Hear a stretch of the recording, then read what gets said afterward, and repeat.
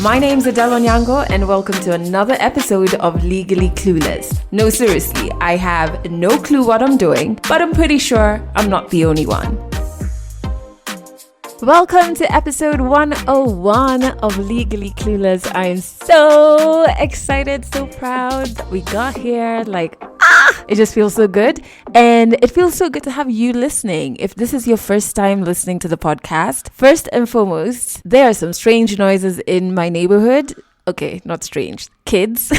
But kids are strange, so yeah. And we have quite a few more birds than normal these days, which is not a bad thing, but you tend to hear them in the background when I'm recording. I don't mind it. I hope you don't either. And then if again, you're new to this podcast, make sure you join our online platforms or communities, which is Twitter, use the hashtag Legally Clueless, and Instagram at Legally Clueless Podcast. So I'm so excited for this episode because the story that is featured is by somebody who I know personally and have known for a while. In fact, I consider us friends. I hope we're friends, Dennis. And I'm not just forcing issues. So we went to IB together. You could call that Form 5, Form 6, but we stayed in touch ever since. And another reason I'm excited about it is because his dad, who is in the health world, really was so gracious to my mom, so helpful when she was going through her cancer treatment. Listen to a bit of his story. You know, being in class and being in Kenya, we used to mimic our teachers. I remember playing Will in Oklahoma, and I was playing this cowboy. Number one, the only cowboys I'd seen were on TV. I think the misconception for me was that acting is a hobby. I decided to audition for the New York Film Academy. My teacher, she told us that she worked on the Titanic and she was doing the voiceover roles of the screams enacting the death scenes within the Titanic film. I remember us even watching these films at the Warner Brothers studio. I see one of the requirements is you have to speak a language that is African. I see that they say Swahili preferred. And guess what? I really wanted that role badly. And I didn't end up hearing back from them. Now, I actually broke my kneecap in half doing a boot camp class. And I knew that I had to lay on a bed for about 6 months learning how to walk again. Oh, I can't wait for you to hear that entire story, but I'll get into that a little later in this episode. So first and foremost, I just want to thank you for showing the 100th episode special so much love. Oh my word. I was a bit nervous when it came to putting it out on all the platforms. I didn't know what the reactions would be, but I did know that we had worked so hard on it. And I was just like, I pray people enjoy the work of our hands and enjoy this milestone. And we've gotten such positive feedback. I really wish I had the budget to be able to do more of those specials because I don't just want to do video episodes of the podcast. I think the space we have now, this audio space, is so intimate and it's so awesome. But doing video specials like that, I do hope I get a budget consistent and big enough to be able to do that more often. But in the meantime, thank you so much for showing it all the love you have. The feedback has been so affirming, validating, and so beautiful, not only for me, but for everybody who is involved in the production. So thank you. And if you have not watched it, I will once again put a link to it in the description of this episode. Another thing is I haven't even gotten to share about my birthday shenanigans.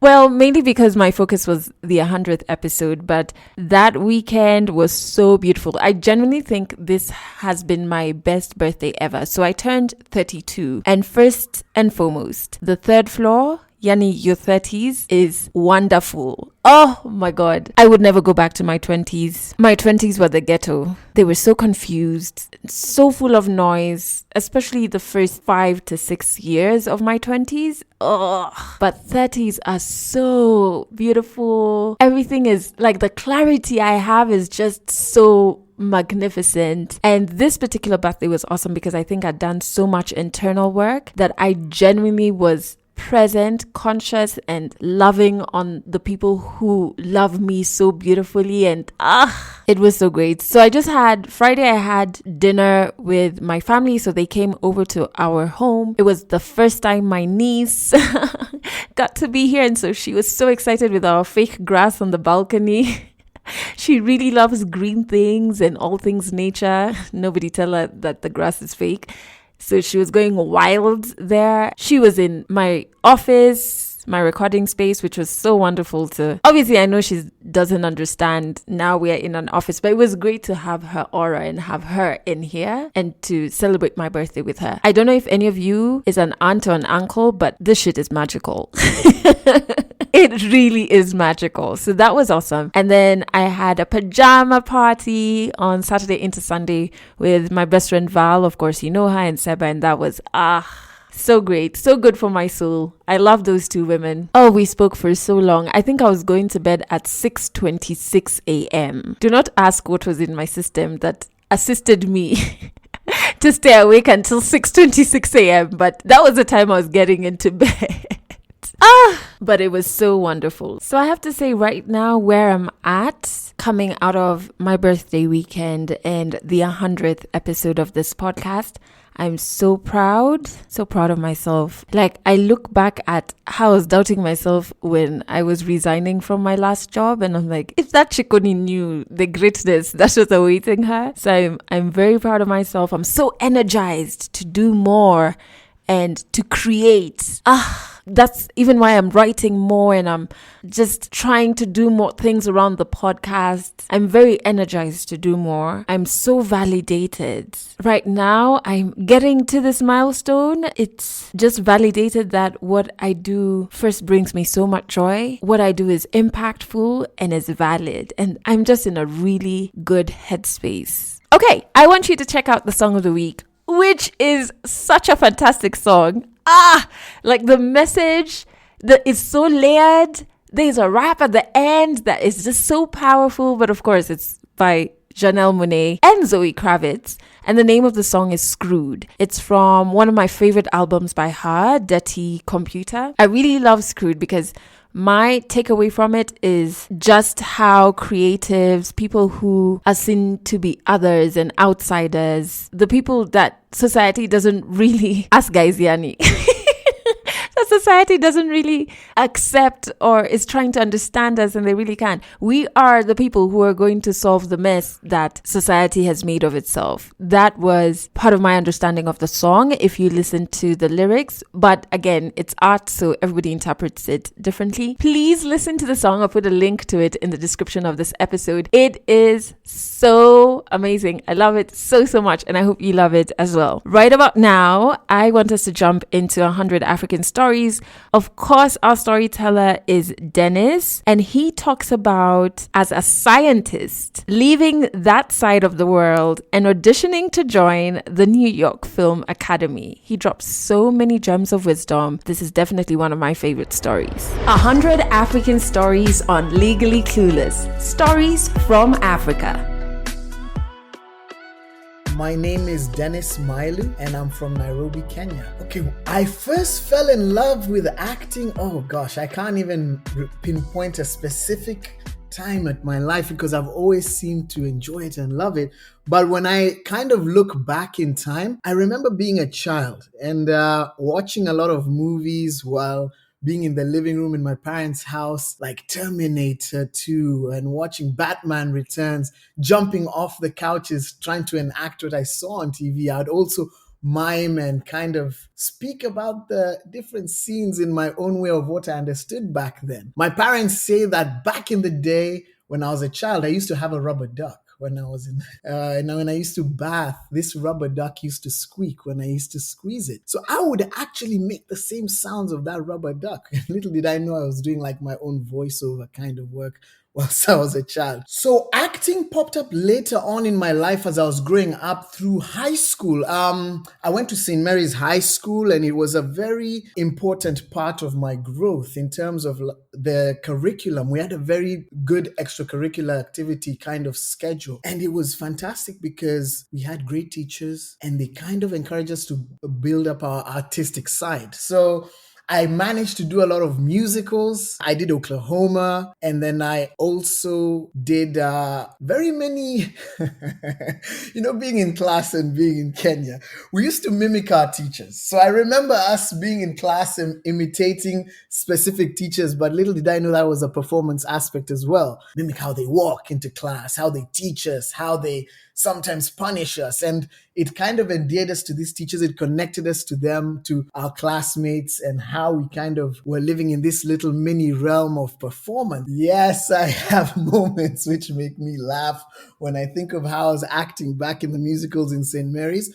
I remember playing Will in Oklahoma, and I was playing this cowboy. So it was very interesting for me to play a role of a cowboy in an African setting because, number one, the only cowboys I'd seen were on TV. So I could only mimic what I'd seen there. So I remember trying to put on the Southern dialect, and I don't know if I was doing very well at it, but it sounded very interesting.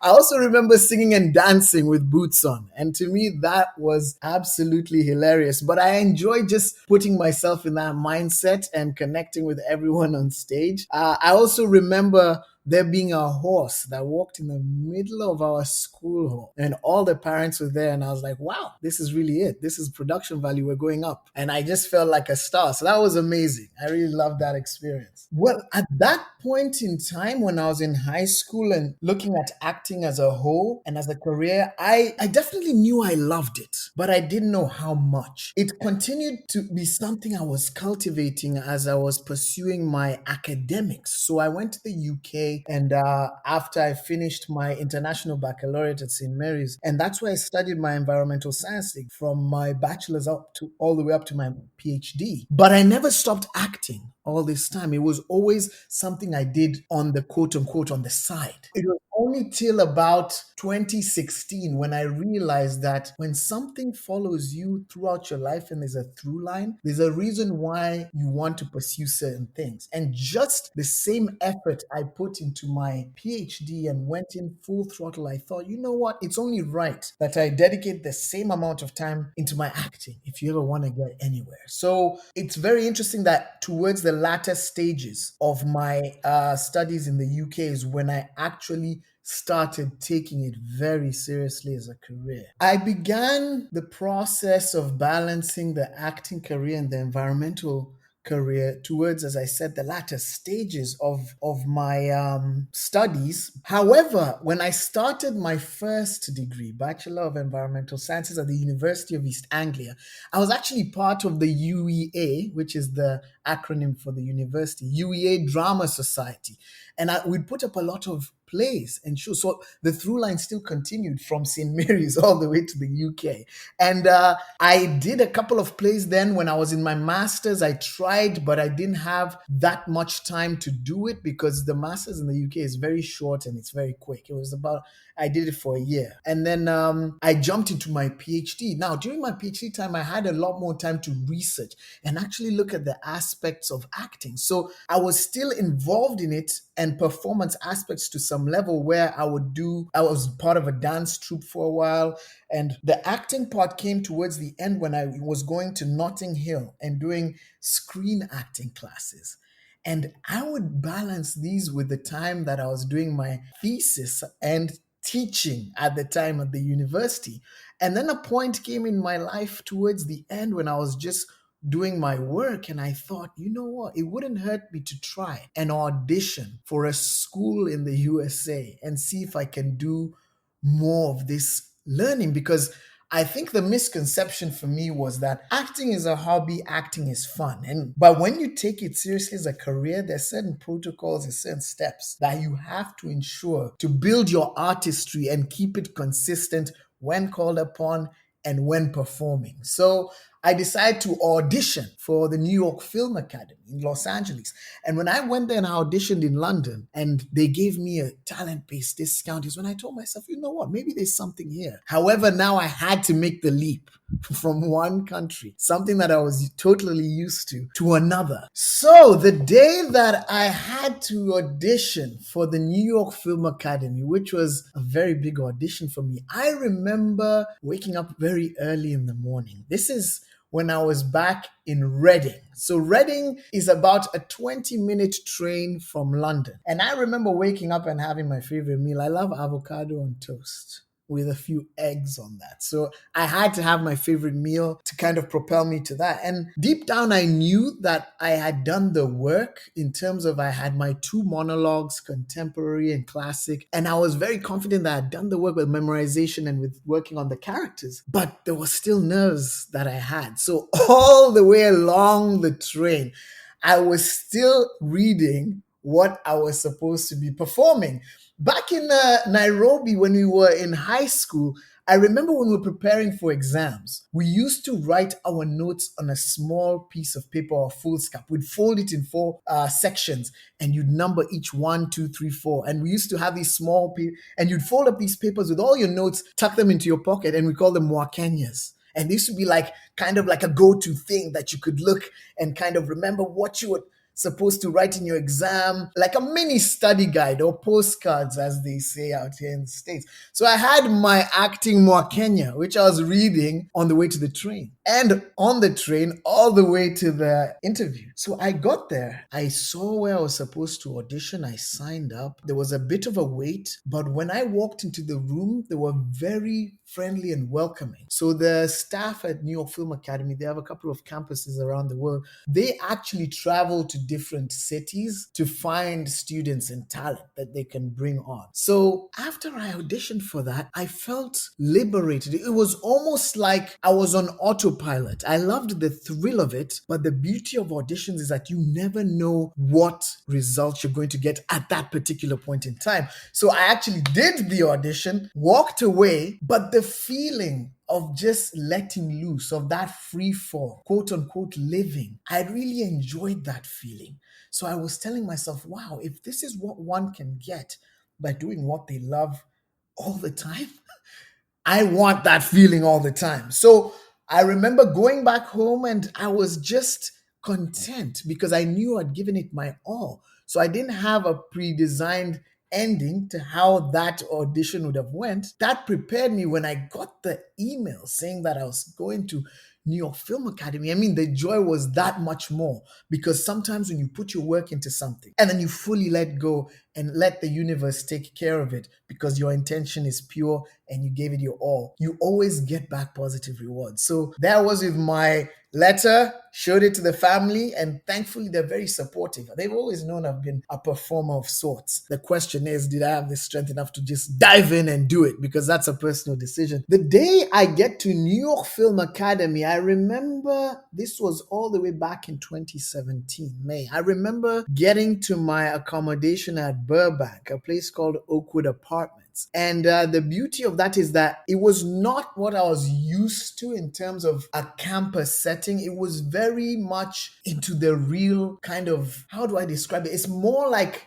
they thrust you into the industry from an early point in your training. So even where I lived was a community of actors. It wasn't like a campus. A lot of the people who were there were part students, other ones were actually working, directors, writers, and producers in the industry. So you get to learn these networking tools of how you can build your artistry through communicating with other professionals in the field. And I remember getting there, settling down into my little studio apartment, going to register. And this is the first time I looked into other people's eyes and realized, hey, you know what? We're all here for the same thing. We're here to pursue this dream. We're here to enact this career, no pun intended, but to take it all the way to the top. And it was just fantastic as I was registering, seeing the drive in other students' eyes, because you have to commend a lot of these people who've come from various backgrounds. I found out I wasn't the only one who studied and did another degree. There were so many people who did that, but they're willing to explore and open up themselves in a way that most of us are not used to. I mean, it takes a lot for people to open up and showcase that emotional side of them. And that's what acting does. You're bearing yourself, you're laying yourself bare on stage for people to understand the human behavior and concept better. So a lot of these people were nervous with me on the first day registering, but it also just showcases that bravery of wanting to emote and let others connect with you. So when I was beginning at the New York Film Academy, yes, I did have some fears that kind of were lingering on with me. I was always thinking, one, being a scientist and having this background of where you have your hypothesis and you work with your experiment, then you write your discussion and you get your results. There's always an end point, and you can always see what you're doing in science and how you're getting to the end of it. The difference is with acting, you're putting yourself out there. You can have the dream and you can have the drive to get to where you want to. But the path is not so clear for those who have not done the work to realize or live in that state where you want to get to. So I did have fears in the very beginning because I hadn't quite realized my current state. I wasn't living and breathing as an actor just yet. I was just making the step. And one can go through the motions when you're doing any task in life and think, you know what, I'm doing what I'm doing. But are you truly living and breathing in that state? So at that point in time, it took me a while to realize that, listen, Dennis, you've transitioned, you're here, you're an actor, you're a living, breathing actor. So I have to preserve myself and carry myself as such. So that fear lasted. Secondly, there was also a point where I just did not, I was comparing myself to other actors, of course, when I was in school. So you get the fear that you might not be good enough at some point. So you see brilliance in others and you're like, wow, I would want to be like that other actor. Oh, this actor's got this tool that I do not have. And there's always a fear, is like, what tool works best? Is that tool better than what I have? But then you realize at the end of the day, again, it took time for me to nurture this and preserve it up till this point, is that you are enough as an actor. Little did I know that, as Stanislavski says, to act is to live and to live is to act. All my life experiences, all the way from when I was a child up until that point, they matter in acting because you've got that emotional memory, you've got the sense memory to bring up these feelings that you've had or these scenarios that you have into your scene work, therefore making them more organic and making them that much more potent when you perform. So nothing goes to waste. So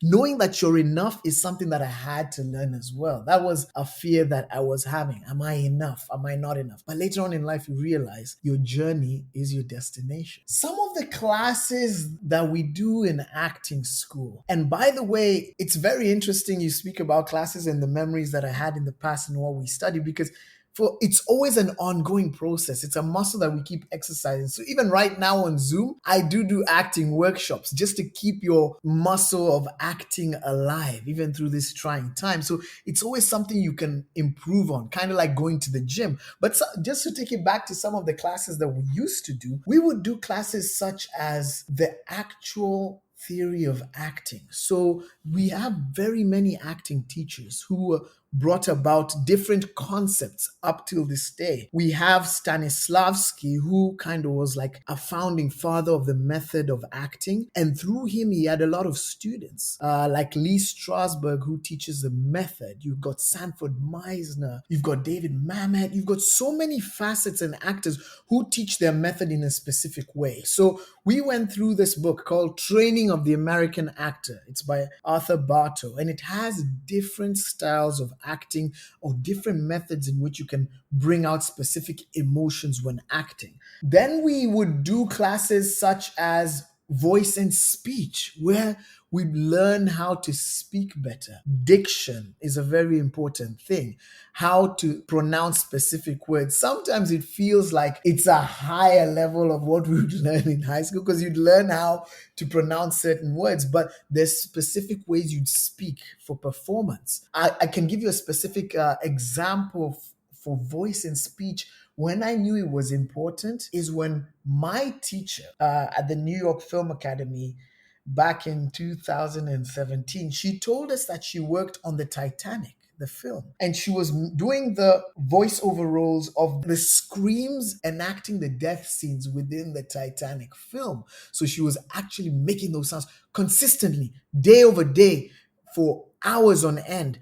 And she taught us this thing called voice recall, where you kind of preserve your voice and you kind of wrap it in a velvety feel in your throat so that you can be able to scream multiple times without wearing yourself out. So there's a level of endurance that comes with it. I remember that from voice and speech. And even till today, I've always wanted to be great at dialect. So voice and speech was actually my greatest and best module. Even up till today, I do study dialects and learn so much about it. So that was another one we did. We also did physical acting. So the physicality of acting, learning how to put your body under duress and really test yourself and still be able to perform under that duress. We have styles. I do a lot of styles classes. So styles is like where you enact restoration period pieces from the past, comedic, very timely pieces, and you embody the physicality in terms of your props and your costume. So there are very many facets, and it's a very technical thing because for every performance, you have to be prepared. And I think that's where people think it's a hobby, because when you watch it on the television or you go and watch it in the theater, it seems very quote unquote seamless. But there's a lot of work that goes into breaking down a script, which is another module that we do, script analysis, of you try to understand what the writer is giving you and what your job is as an actor to perform those specific tasks given to you through that script. So memorizing it is just one thing. Embodying it is like another step of that. And then the beauty of it, when you get on stage and when you get on set and you manage to let go, you find out that you and the character have become one. So you don't have to be thinking about the work you put in. You don't have to be thinking about the lines that you did. You live in the moment, which is very important. So you have to do that prior work in order for it to be as organic as you see through great actors and their performances on stage and screen. So the graduation day at the New York Film Academy was very close knit. It was concise. We had a theater where we went through and we looked at what we'd done. We made a short film as a class, and it was a kind of our seeing off party. I remember us even watching these films at the Warner Brothers studio because that's where they were releasing them. And it was kind of like a parent letting go of your hand into the industry. So that was what it felt like, and it was memorable in the fact that I felt I'd achieved specific tools that I could use to go into the outside world. And just like anyone who embarks on a journey, once you get to the penultimate point, it's a celebration. So it was much more a celebration, but at the back of my mind, I was still aware of the task that I had ahead of me, because now I was walking into quote unquote the industry. No holds barred. Go and see what I can bring and showcase at that point in time. So it was a very exciting time, and nerve-wracking is the word that comes to mind. It was nerve-wracking but exciting at the same time. So after graduation, when you step into the actual industry, it's more so, it's like a business venture. Think about it like you cultivating yourself as a brand, as an actor, and you're putting yourself out there to showcase what you can give the industry. So from day one, when you get out of school, you're already submitting yourself into breakdowns and castings online. So there are several platforms that they have here in the USA, like Actors Access, LA Casting, Central Casting, Backstage, and they post all the breakdowns for different shows and different short film projects, voiceover projects, that you can submit yourself using your headshot and your reel. So now, taking it back a step, you actually have to have specific tools before you even attempt to submit yourself. It's very important that you have an online presence and a physical presence. So the first thing I remember doing when I went out of school is getting a good set of headshots, because headshots showcase who you are. This is where people can see your character. And a lot of casting directors speak about it's in the eyes. There's a way in which you take those headshots or quote unquote photographs, that are used for auditions, and they really showcase your character. So sometimes when you read these breakdowns and you see the way the character is laid out, they're going to say, for example, we're casting for a character called Bakari. His age is between 24 to 34. And they give you a little log line or synopsis, a little short line about who this character is and what he does. Then you would look at that, see if you fit in that, if you can play that role, and then you'd submit your headshot as one of the parts. The second part is having an acting reel. A reel is like a very short clip of a minute 30 to 2 minutes, showcasing all your acting prowess. Now, to have a reel, you have to have done some work. So just like you were speaking to me, Adele, about putting in the work, putting in the podcast work, and really putting yourself out there and understanding that every little counts, you realize that a lot of these projects that you do in your own spare time. And luckily, when I was at the New York Film Academy, I was aware of this. So I was part of some short films and some projects because I knew in the future I'd have to have this reel that I would use to showcase my acting prowess up until that point in my career. And it's almost like a montage of what you do. So that acting reel it's very meticulous in the way you choose it, how you start it, how you end it, what characters you played in the short films, and do you put them there? Because we all have a type in the industry. So we all look a certain way. This is why I keep saying you are enough. You have to look at what you are, what you embody, your whole essence, and know that is what you play. So some people play a professional character. Some people just look like doctors. Some people look like drug addicts. Some people look like sportsmen. But that, if you understand your type, quote unquote, or your brand, as I was saying in the beginning, you know what roles are there for you. Not to say that you cannot audition or have an acting range for a various amount of roles, but it's very important to know who you are. And that is the biggest thing that I learned about going into the industry and acting as a whole. You have to know who you are. So in the process of acting, I got to know myself better. It's actually very interesting that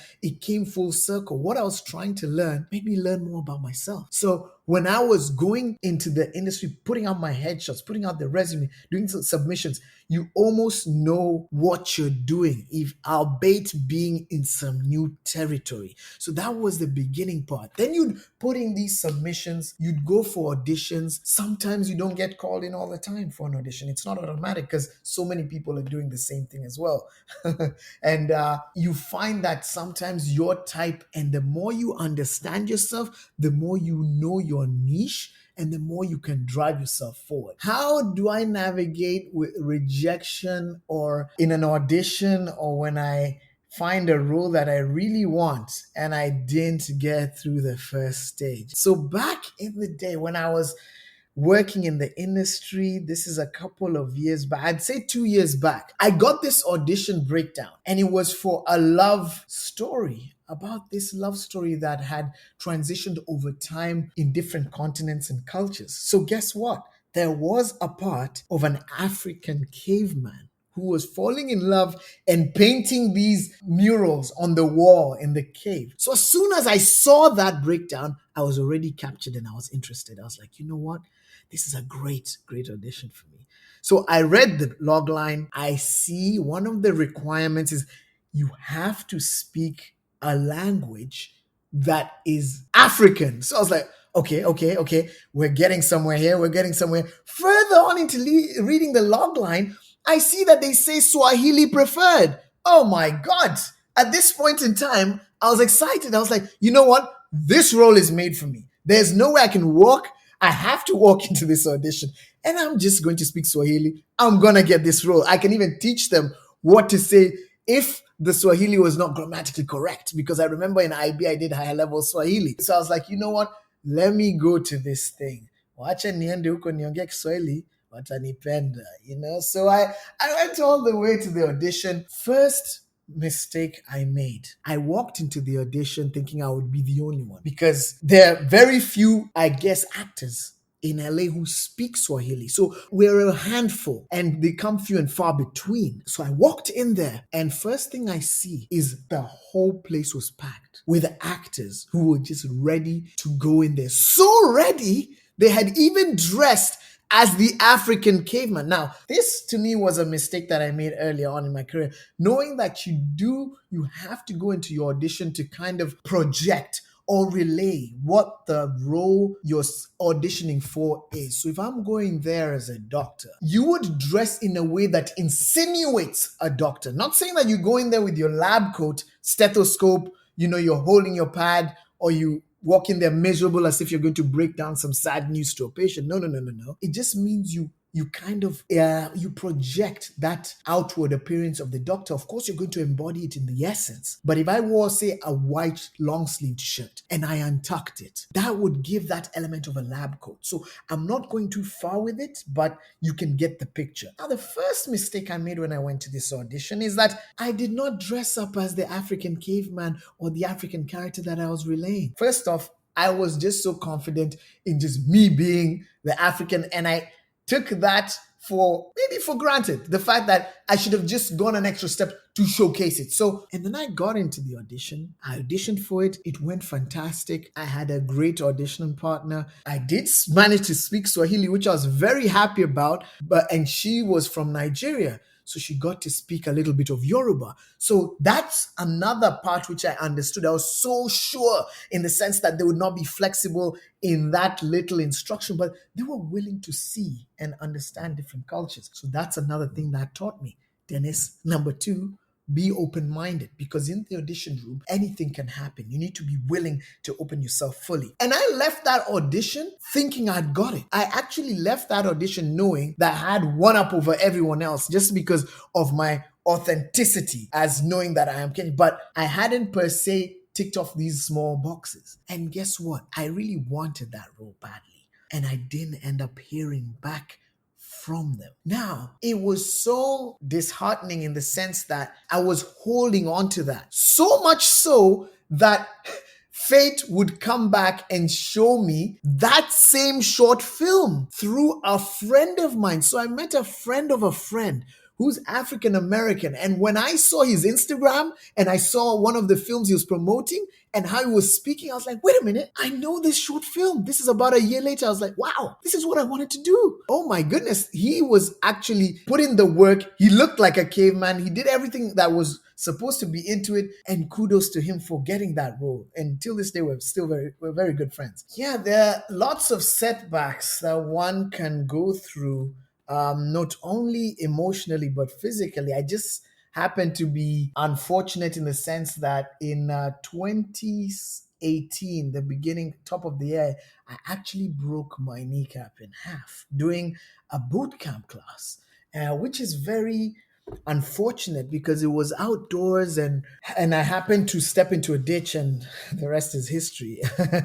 That was a very trying time because being an actor, your body is this is your instrument. They say the body is your instrument. It's what you use for work. And I knew that I had to lay on a bed for about 6 months, learning how to walk again. That to me was a very mentally challenging time. I really had to put in my all. I'm a very positive person as it is. And I guess a lot of that positivity kind of drove me through that path, through doing all the physical therapy sessions, learning how to strengthen those muscles within my leg. Also, just letting myself heal and accepting that that is the moment. I think that was the biggest thing for me when I accepted that there was nothing I could do about it. Sometimes we go through things in life and traumatic events, and they do linger on with us, and we may wallow in what we are lacking, and we might think of what we wish we were doing or what we wish wouldn't have happened. But there's this writer, he's called Eckhart Tolle, he's an author. He talks about the power of now. We control a lot of our destiny and what we do as of right now and how we feel. So guess what? When I was lying in bed mentally, I cannot even say that I was depressed, because at some point I understood what happened to me and I realized this is what happened. It is the now, and I have to embrace this as part of my journey. But what can you do in that state? What can you do in that state to ensure that you get to a better state? I was already doing it. I was doing the physical therapy exercise, as minuscule as they were, learning how to twitch my big toe at the bottom of that bed, to learning how to contract my muscle, to hobbling with my crutches to the bathroom when I needed to go, or knowing that I couldn't take a full shower, I needed to use water and a cloth like on a day-to-day basis. A nurse used to come and help me with all of this. It's trying because it's not the norm. It's not something you're used to. But knowing that you're putting in the steps and the work to get where you get to is that much more empowering. So those little steps, and sometimes we get discouraged. I mean, we're all humans. We get discouraged and we see that the journey is far and we look at the destination or the event, and that's where we want to get to. But if you take a moment and pause and just look back at where you are at a specific point in your life, if you've come from hardship, you realize that every step you took and where you are right now is better than where you were a while back if you put in the work. So whenever I'd want to learn to run again, and I miss running, and I used to tell myself, oh man, I miss just, running on the fields or doing those boot camp classes, missing doing a lot of the athletic drills. I remember, hey, Dennis, take a moment to pause. 3 weeks ago, you couldn't actually walk on this leg. Now you're moving step by step with one crutch. That is a blessing in itself. So I take the little victories. Whenever you're put with setbacks, I look back and I take the little victories because those are going to put you forward. And having that power and that strength, like Eckhart Tolle says, the power of now, really cultivate and grow and learn that you can only know what you know when you know it in the moment. The future will handle itself. The past has happened, but you can only heal from it by accepting what has happened and showcasing. And guess what? I actually got to learn a lot about the industry, much more than I ever would when my kneecap was broken. I subscribed to and when I say every, I mean every platform for shows and movies, because I watched a lot of shows on Netflix. They have a platform called Hulu in the USA. I subscribe to HBO. I subscribe to Stars. And I watched such an array of acting, and it helped me understand and see so many scenes and character work done throughout a specific period of time. And that only informed my acting and my knowledge and my data bank of acting prowess and actual key players within the industry. So we have this tool called IMDb Pro, and it's a very important tool for every actor because it shows you what projects actors are going to do, what productions they're in, who runs those productions, the cast, the crew, and it showcases what they've done, their contact details. So, for example, if I like a specific kind of movie, or I like a specific type of genre as an actor, or I want to be in a certain type of show, I can actually go onto IMDb, look up who wrote that film or project. I can look up who the casting director for that project is, see if they've got any similar projects that are up and coming or any other projects they work on. And I can actually get to know who casts specific types of shows. Maybe there's a casting director who likes to cast a lot of psychological thrillers or any horrors. Or if I look back and I say, for example, like Black Panther, I know it's Ryan Coogler who directs it, and you can know, oh, Ryan Coogler promotes these types of films. What type of upcoming films does he have? He's looking maybe for diverse actors. He might want some people who play African roles. So you can almost do your own research and control your destiny at that point. So this was a very learned time for me when I was injured, because I learned about a lot of casting directors, casting houses, the process behind a lot of these films through watching them, researching them at the time when I was lying on that bed for 6 months, and also reading a lot of books and articles that were related to the craft. So I take it as a blessing in disguise. Sometimes our trauma only sets us up to be better human beings and to get to another point in our life. So actually, I don't take that time as downtime. I don't take it as trauma now that I look back. I see it as a point where it's a milestone, a learning milestone that gets you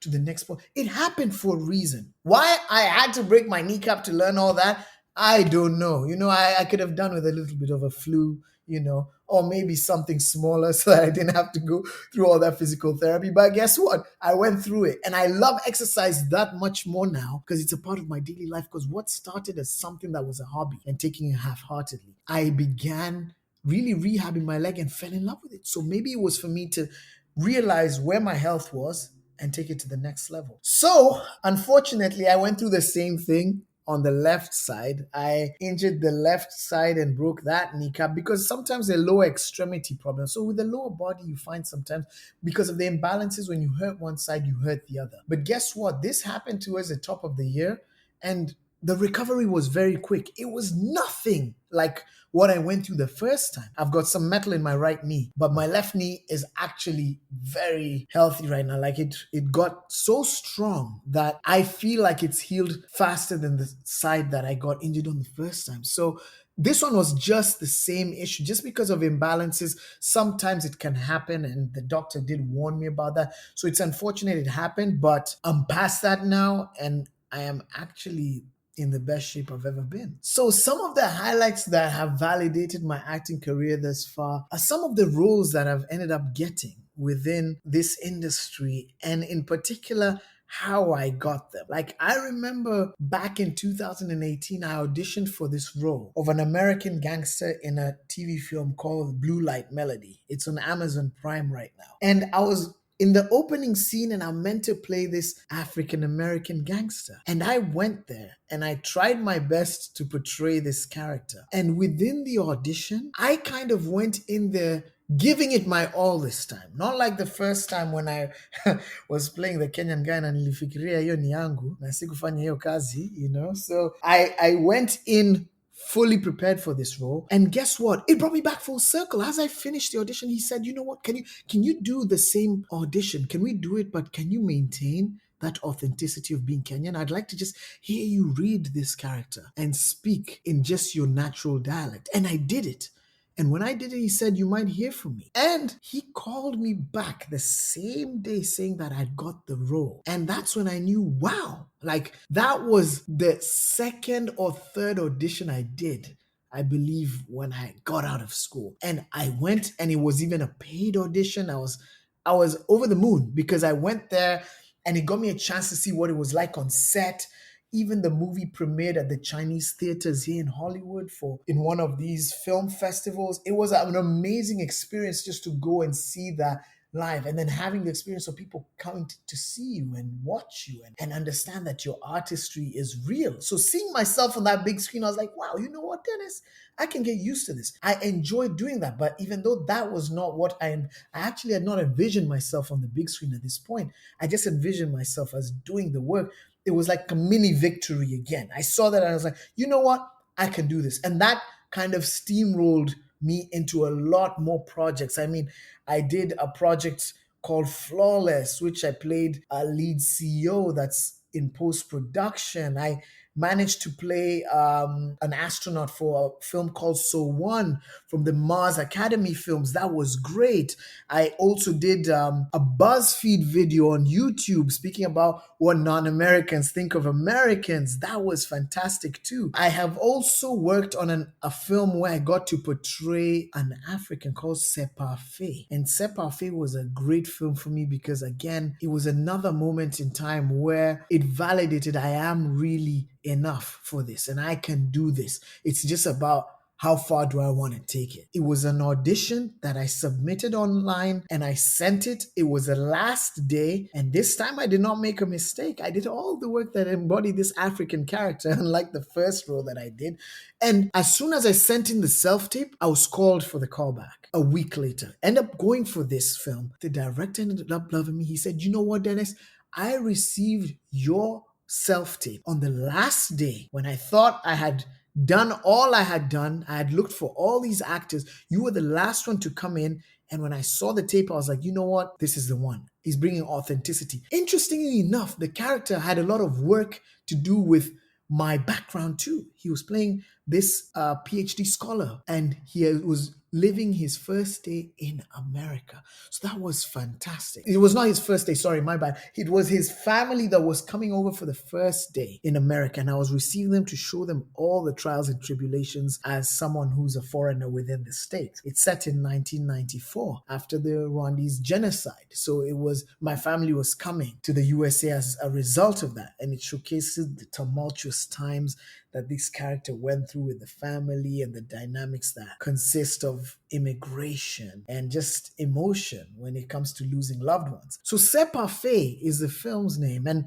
I ended up doing that film. And then when I went on set and I was really enacting this film is when I knew, you know what? This is a good thing. This validates that I can actually have a foot in this industry and a stronghold on a specific niche. And I can see it molding every day. And the validation from that film further on came through about a couple of months later, because after that film was showcased, I went for a birthday party of a friend. And this friend of mine, it was a pool party. And as we were having this barbecue, one of the girls comes up to me and she says, "Oh, I really love your acting." And up to my head, I was like, "You really love my acting? Where did you see my acting? What did you watch?" And she said, "I really loved you, the role you portrayed in C'est Parfait. It was really good. And your acting is, I loved your authenticity. The fact that you brought your authentic Kenyan self to the role in order for the film to be seamless and people to connect within it." And I was like, wow, thank you so much for that compliment. But I have to be thankful to the script writer. I have to be thankful to my director, my castmates as well. And she was like, yeah, that's amazing. So someone who I did not know totally told me this. And I had to ask her, where did you watch this film? And she told me, oh, I watched it at the USC Cinematic Arts Showcase, the University of Southern California. And they had a showcase where they showed this film. And she saw it and she remembered me for a mental note.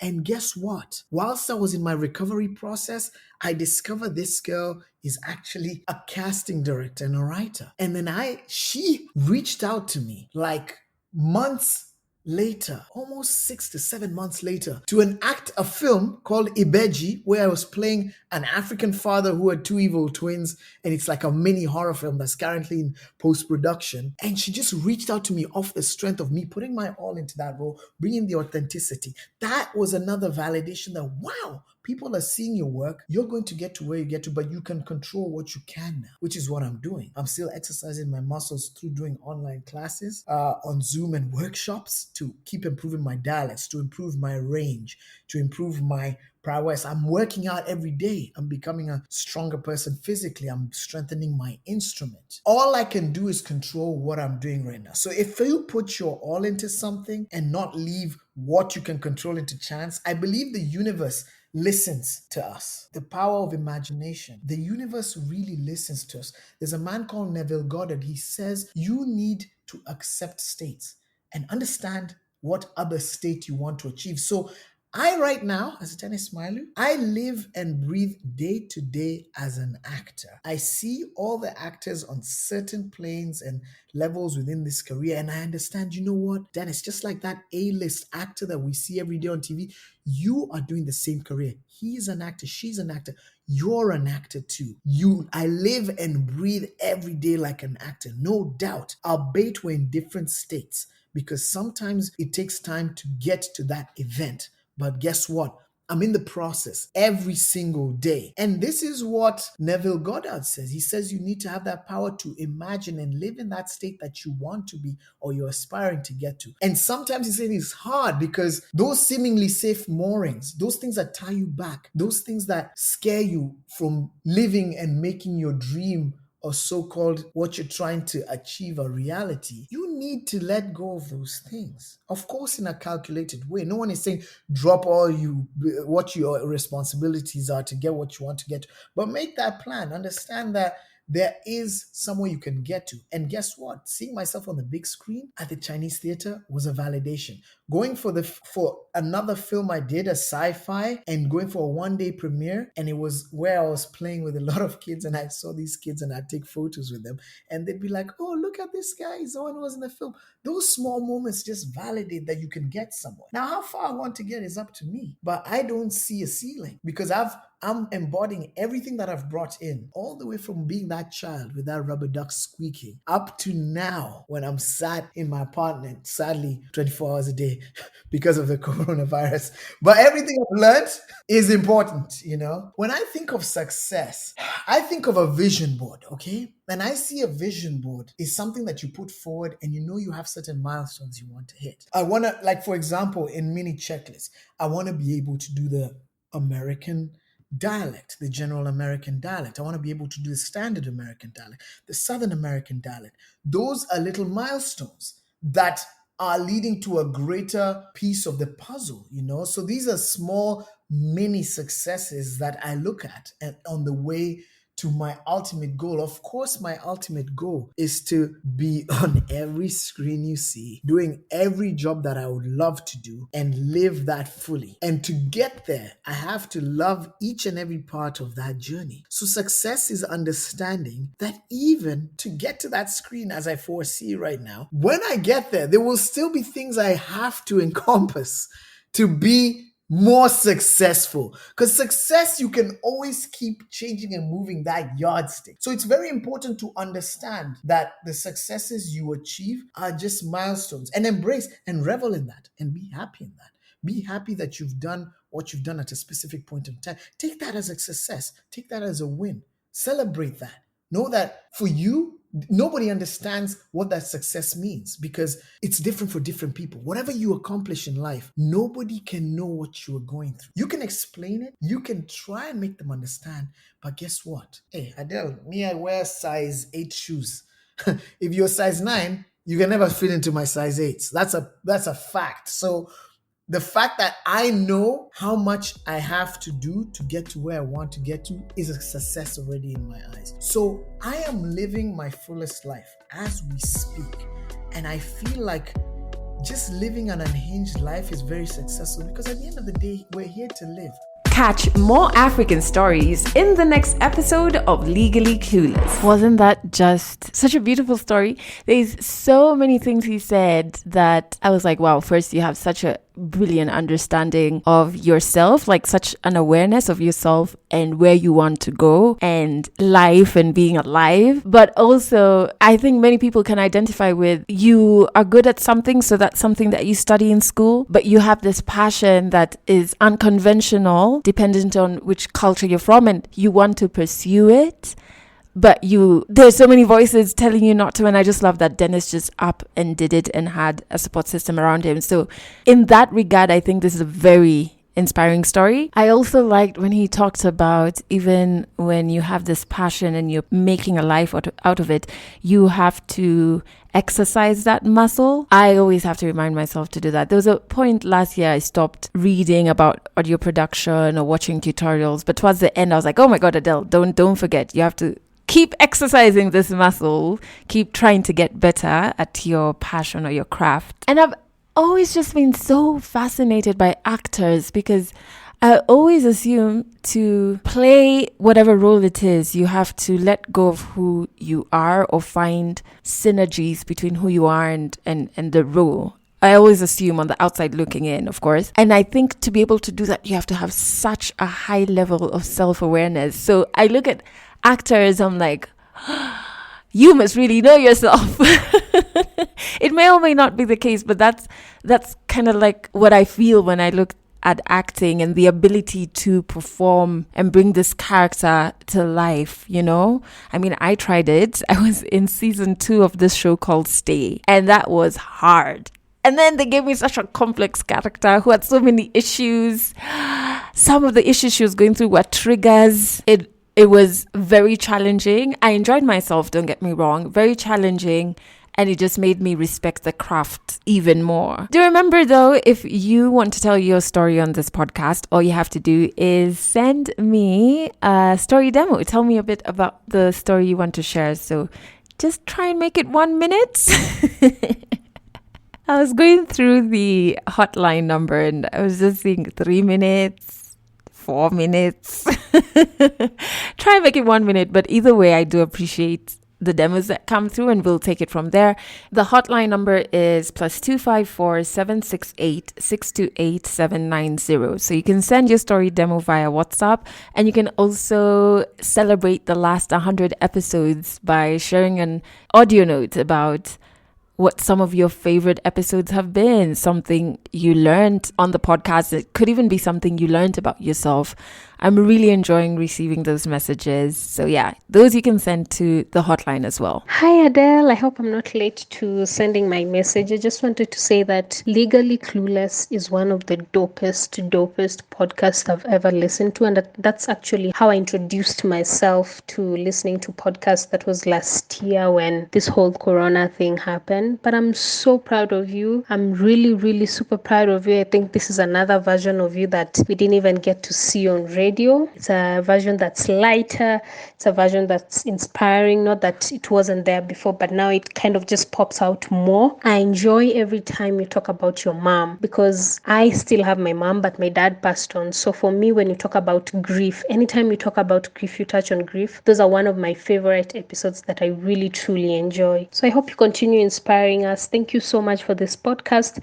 I think everyone should listen to it. Be sure that I send all the episodes that I enjoy to my friends, and I've recruited all my friends. So congratulations on the 100th episode. Not so many make it up to this point and still stay the same. So thank you. Oh, I found that so sweet. Also because I think now I've reached a point where I don't care when it comes to grief. I just talk about my grief anytime. But there was a moment I thought I sounded like a broken record, but it was what I was feeling at the time. So I found validation in that space where I'm like, but this is what I'm feeling. And so to know that it helps others navigate their grief or understand their grief a bit better, it helps on the times that I doubt myself or hold back from talking about my mom. And I really do appreciate that there's a sense of pride you have about the space that I've made, a space that we can share. I am so thankful for that message. That is so sweet. I really do appreciate it. Also remember, you can catch this podcast on Trace Radio if you're in Kenya. It plays every Monday, Wednesday, and Friday at 12 noon and at 7 p.m. So if you're in Nairobi, you can catch Trace on 95.3 FM. If you're in Nakuru, 91.8 FM. Kisumu, my home, you can catch it on 99.1 FM. Eldoret, 90.9 FM. And Mombasa, 92.0 FM. We have also just joined Amazon Music. So for those of you in the diaspora, you can listen to Legally Clueless on Amazon Music now, and those of you in India, you can listen to the podcast on Ghana. Paul told me I've been pronouncing that wrong. It's not Ghana, it's Ghana. I can't get it right. G-A-A-N-A. Sour. Thank you so much for listening to this episode. That's it for this episode of Legally Clueless. You can share this podcast with your friends. You can keep it for yourself. I'm not judging. Just make sure you're here next week for the next episode.